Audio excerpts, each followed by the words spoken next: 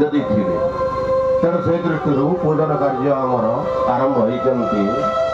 ଆପଣମାନେ ସମସ୍ତେ ଜାଣିଛନ୍ତି ଯେଉଁ ଘରରେ ମାତୃପୂଜନ ପିତୃପୂଜନ ଏ ପୂଜନ ଥାଏ ସେ ଘର ଧନ୍ୟ। ଅନେକ ଅନେକ କଥା ଅଛନ୍ତି। ଆସନ୍ତୁ ମା ପୂଜନରେ ମାଙ୍କୁ ପୂଜନ କରିବା ଏବଂ ଯିଏ ଆମର ପ୍ରଥମ ଗୁରୁ ଇଏ ଯେତେ ଦେଖାଯାଉଛନ୍ତି ଏ ସଂସାରରେ ଯଦି 4 ଆଙ୍ଗୁଳି ଜାଗା ମା ଦେଇନଥାନ୍ତା ଇଏ ସବୁ ସ୍ୱା। ଆପଣ ମୁନି ସମାଜ ବ୍ରହ୍ମଜ୍ଞାନୀ ଆପଣମାନଙ୍କର ବ୍ରହ୍ମଚର୍ଯ୍ୟ ବିଶେଷ ଭାବରେ ନିରାକାର ବ୍ରହ୍ମ ଉପରେ ସଗୁଣ ସାକାର ବ୍ରହ୍ମର ମଧ୍ୟ ବିଚାର କରୁନାହିଁ।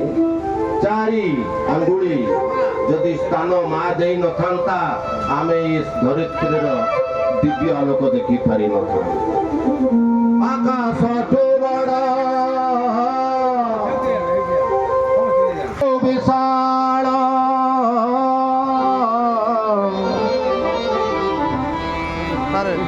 ସେହି ପରାତ୍ପରୀ ମା।